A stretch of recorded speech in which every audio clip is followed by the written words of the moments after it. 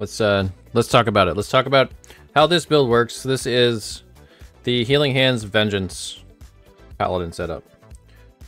And I'll put some gameplay footage on the actual video so people can see what it looks like. This is what I've been playing in hardcore. And I'm at, what, level 88, 89 right now. And it's extremely tanky. Like, extremely tanky.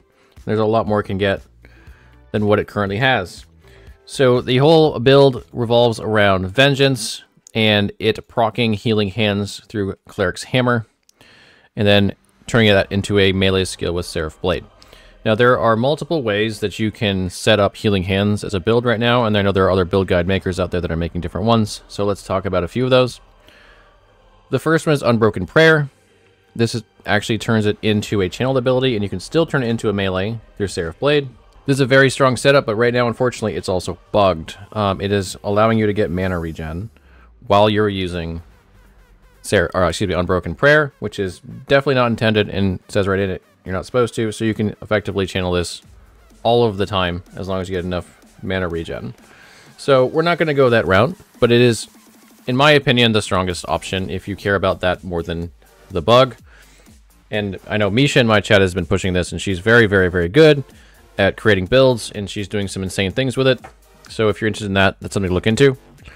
The other thing that is pretty popular right now is going with Rive. So I can't actually, without despeccing. So going with Rive, which is another melee skill. The pros to Rive versus going Vengeance as your proc are it allows you to pull in enemies. And it might have somewhat higher attack speed, although I think the difference is minimal. The downsides are you don't get 20% global more damage, but more so double 25% damage reduction. And so that build's got pretty good quality of life. And it will push pretty far because Healing Hands is pretty insane right now. But if you want the absolute best pusher that you possibly can get and the tankiest setup you can get, Vengeance is unquestionably better. There's also a setup with Smite, where Healing Hands is procced from Smite. In my opinion, this is going to be objectively worse than anything you do with Unbroken Prayer. So personally, I would recommend Unbroken Prayer over that if you want to go that route. Okay, that should cover the differences. Let's talk about what this build is actually doing.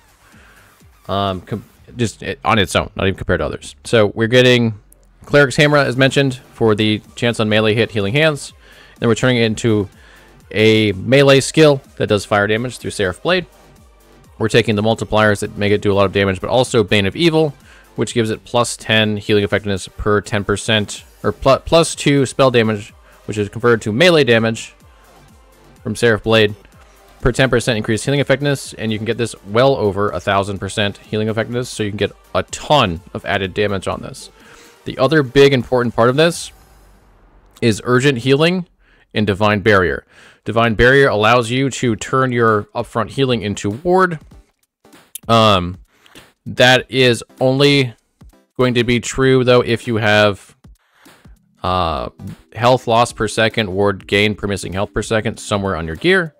We do that right on our gloves. Kind of minimize how much it is.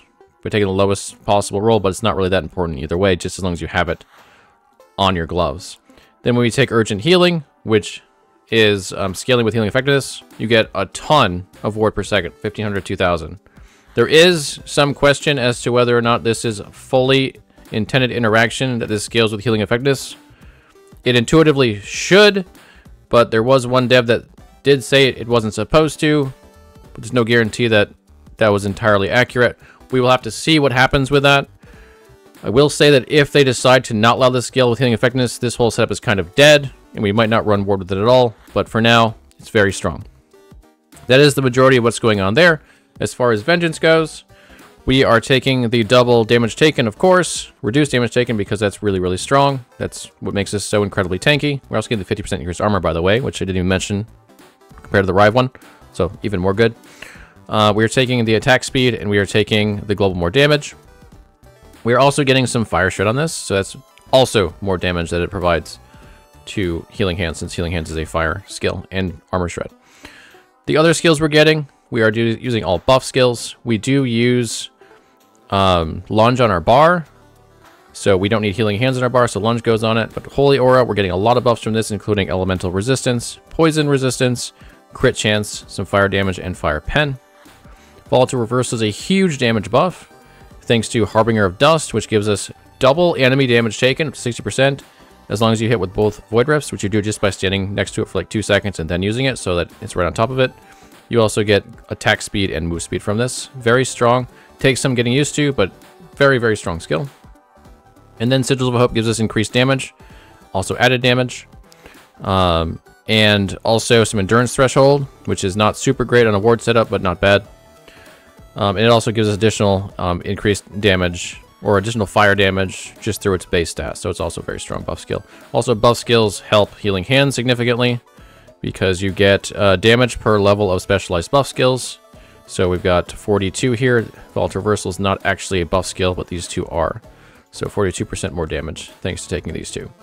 That's the skills. I'm not going to go over the passives in great detail, but we have set these up to be pretty strong and pretty close to optimal. I am still working on this build, by the way, so this could change, but this is the current setup. There's a lot of healing effectiveness in here. There's a lot of health in here. There's a lot of resistances in here. It's very, very strong, pretty well optimized, and pretty similar to a lot of my setups. That would be kind of similar to this build. And of course, we have the attack speed in Blade Master, which is just an insanely good node. Okay, as far as equipment goes, I've got this broken into 2 different setups. I've got the tankier setup, and I've got the DPSier setup. We're calling this tankier because it's not the tankiest. The tankiest setup would be, instead of running dual wield, we would run a shield. You'd probably run, I'll show you guys exactly which one. For shields, we would probably run the Bulwark Last Abyss, which has a ton of armor on it, but also melee crit strike when you're using Apocalypse. And with this shield and other stuff, you can get basically to, I think you get over 100% crit chance, so you can get crit capped. Or not crit, excuse me, block capped. This would be the other way that I'd go with it, but you give up a lot of damage to do it, and I think this build's already so tanky that we don't need to do that. So instead, we have the tankier and the DPSier setup. The big difference between these is mostly the scaling of Cleaver Solution for ward retention. So we get additional ward based on our strength. In this setup, we've got only about 40 strength, but that's still, what is that, 160%? So 160% ward retention, something like that. My math is bad right now. But yeah, so you get a lot more ward retention doing this, but you also don't give up a whole lot to do it. You could also run, where are they? Frostbite Shackles to get more ward retention for your cold resist, because your cold resist is going to be capped. That's very much an option. I didn't go that route because I wanted to get all of the stats off of the gloves, but not a bad choice. You would have to get current health loss per second and health gained as ward per second on those for it to work. So don't wear those unless you get that, but if you do, it's absolutely an option to go that way. But you're going to have to figure out all the other stats on here. Unless you get like really, really good ones like 2, 3, then maybe you can get away with it. The crit strike chance is super valuable here. The shred armor is super valuable. And the armor mitigation, applying to damage over time, is valuable too, because we have a lot of armor on this build. As far as the DPSer setup, we switched to a Hakar's Phoenix with at least 2 LP for the melee damage, the fire pen, the increase in added melee damage, and also the base crit strike chance. This is a really, really strong option. This will give you a lot more damage than the other one, but the other one's still going to do a lot of damage. Don't get me wrong. Like, they're both doing a lot of damage. But this will be even more damage, and frankly, you're not going to need all the tankiness if you're not playing hardcore. So you can probably get away with this even doing pretty high corruption, maybe very high corruption, because you're already really, really tanky in this setup, because Vengeance is such a powerful setup skill by itself for damage reduction, and the ward is insane. So this is probably what I'll transition to after my character, who's currently 88 in hardcore, someday dies. I'll probably transition to something more like this, but while I'm in hardcore, I'm running the tankier setup. And the tankier setup also, if you want, right now I'm running an Aurora's Time Glass for hardcore. If you're not hardcore, I don't really recommend this. It's kind of overkill. You lose a lot of stats, but if you're running hardcore, this is a really powerful option too. As far as the idols go, we're running triple healing effectiveness, fire, melee, pen, which are amazing, because both those stats are really powerful.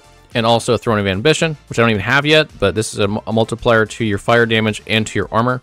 So this is really, really powerful as well. Blessings, they actually changed a little bit. Tankier setup. We got the Ward Decay Threshold double. We've got the All Res. We've got the increased armor and the added armor. As far as the DPSer, we have to get out of the reduced bonus damage from crits on our helmet, which is insanely powerful, the 85%. because we're going to run a Peak of the Mountain instead to give us a ton of crit chance. We don't need to leech because we can just build up our health through hitting really quickly because we get health per hit. But that does mean that the crit avoidance is required in this slot here and also on our ring. So we have to switch out of the alt res there. So res is a little bit harder. Also, we are running an Asularon step, so we have to make up for 75% Fizz res lost. So there's some things in there that have to change because of that. But we do get the Grand Survival Might. We can change to crit multi on the Raya Blessing, which is just even more damage because we just don't need to be that tanky. We take the same blessing from Lagon, and then we take the same 2 armor blessings. Most of the other stuff here is pretty much the same. The other 2 uniques that are worth talking about that are in both setups are Shattered Chains and Siphon of Anguish, which gives us a double multiplier. So we get the multiplier from Doom. Doom gives us up to 16% increased damage taken from the enemy. This is not actually a full-on multiplier because we are using Volatile Reversal, which is additive with this, but it's still more damage. But even more importantly, it's needed for Shattered Chains, which is a 20% multiplier. So that gives us a lot of extra damage, and we can still get very tanky with both of these because they're generally have good stats on them and can roll LP. All right, that is all of the stats or all of the equipment. That's the passives. That's the skills. That's pretty much the build. I'm going to link this in the video so that you guys can play with it.